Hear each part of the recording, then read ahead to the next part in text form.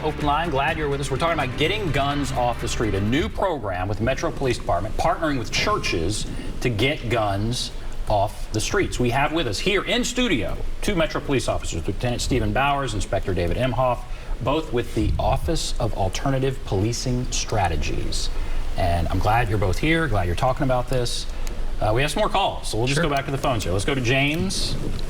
Hello, James. How are you guys? Doing great. What's on your mind?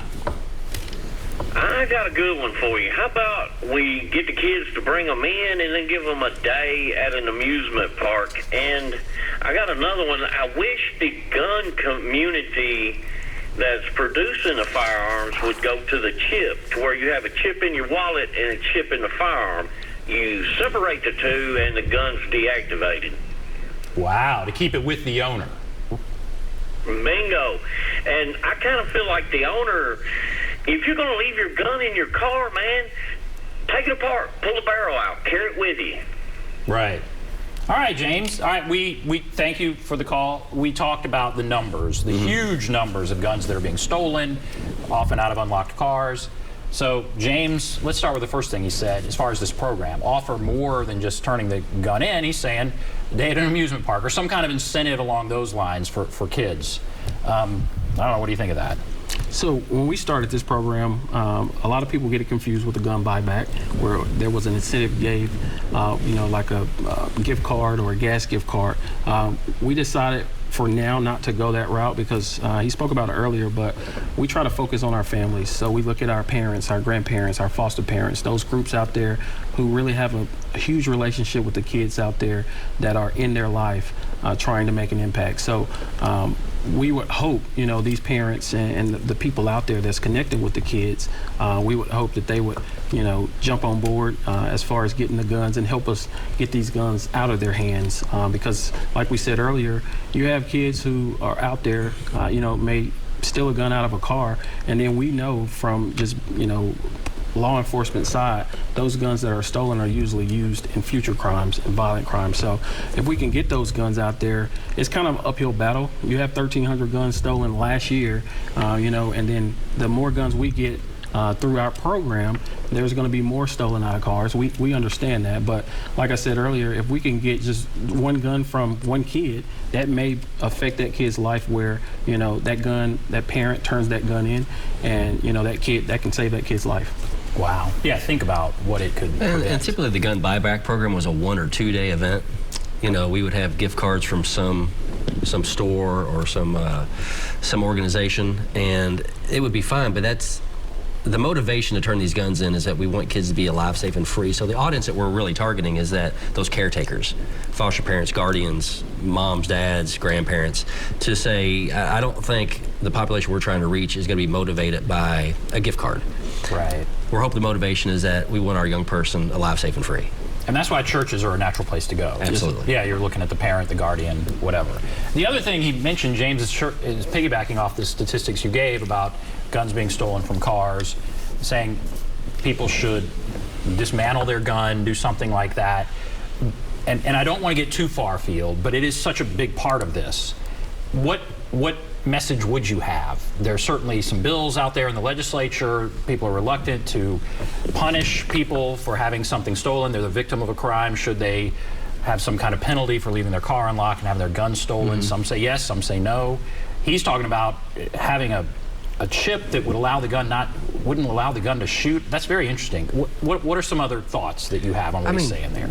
Basically, we would urge people that if you're not in your car, don't leave a gun unattended in the car, right?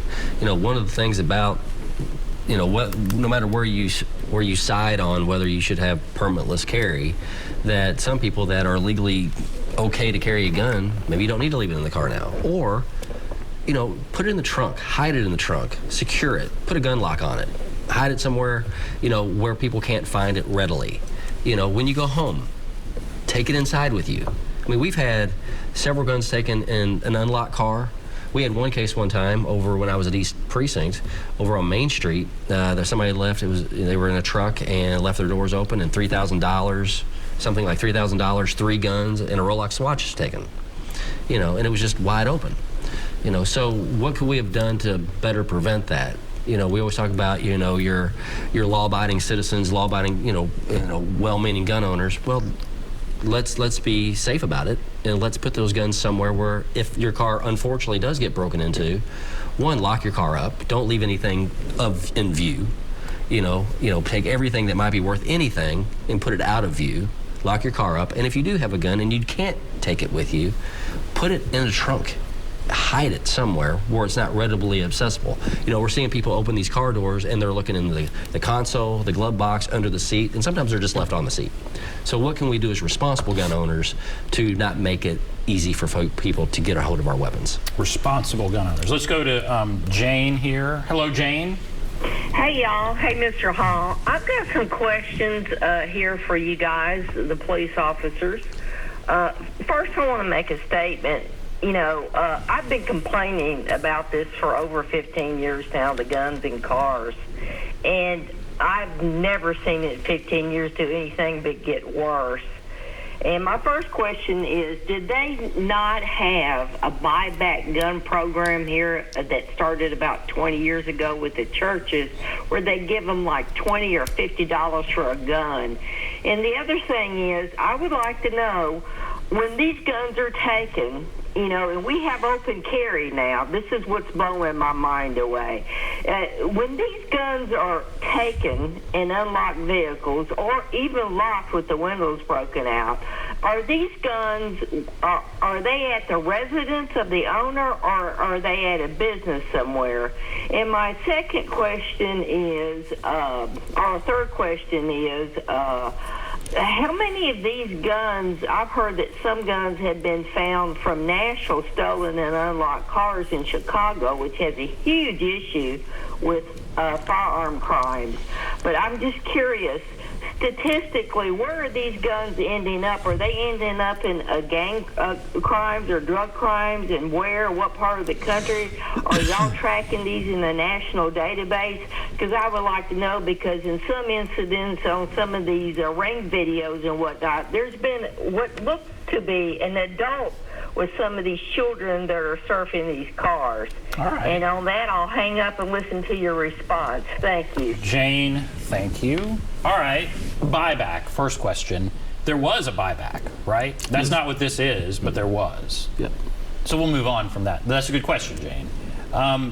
Are others residence or business? And then where are these what parts of the country are these guns winding up in?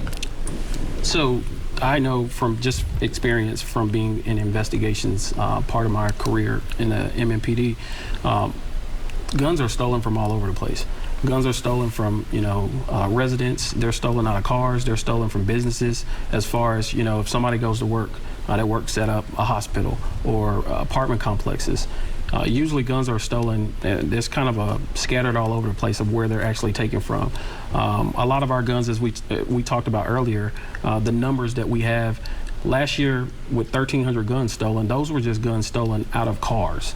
Now that could be anywhere. That could be, I know, you may see several guns stolen from cars at an event where there's a lot of cars, where you may have some kind of concert or some kind of event going on. Then you have apartment complexes where people wake up to go to work in the mornings and they have several cars on the same road that's broken into, and you may have guns that were left in those cars overnight. I've seen incidents where you have somebody going to work at a hospital and they leave a gun in the parking garage out there in the car. So it's just, they're stolen from all over the place. And do you think it's people that are in gangs looking for guns, or are these maybe kids just breaking into cars and it's like, oh, I found a gun, and it's not their main reason for breaking in? So I've seen, it could be either one, but a lot of times when a gun is out there on the streets, it's an easy sell because people want guns, whether they're young people or older folks. But especially nowadays with so many guns floating out there on the streets, you could get a gun and it's an easy couple of $100s that somebody can go out there and sell to another kid. I've seen that from past experiences where you may see a gun on another crime scene, but when you do the traces on that gun was used in a shooting, or it was stolen. You can link it back to a couple of years ago from where it was stolen from. So, wow. All right, I'm going to take another call here. Let's go to Brad. Hello, Brad. Yes, I'm here.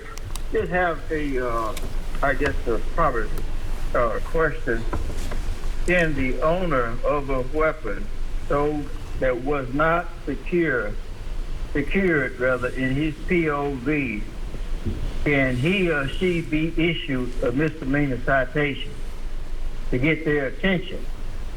Because telling people, what I've seen so far, telling people to secure their weapons hadn't worked. And we need to add some bite to it, and I feel that they have to go through that misdemeanor process going downtown 2 or 3 times. I haven't,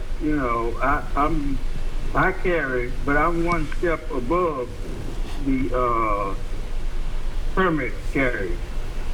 So I don't, you guess know what I mean by that. All right, I like your question. Let's ask. I think I know the answer, but if you leave your car unlocked, your gun gets stolen, can you be issued a misdemeanor? Can police cite that owner? No, because right now there's really not a law in the books that really pertains to it, and right now what the law is that person is a victim of a crime. But there's not, to my knowledge, there is not a law in the books that really pertains to someone leaving a gun in an unlocked vehicle. It's a hotly debated thing because that is the other side of this. They are the victim of a crime. They've had something stolen of value. The other side is, well, maybe they weren't as responsible as they should have been. So yeah, that's where we are now, though. There's no, you're not able to do that. It's not on the law, not on the books at all. All right, we'll take a break. We'll come back. I want to look at some numbers and keep taking calls, several calls here, but look at some numbers as far as involving guns in our city over the last few years. Take a break. We'll be back right after this.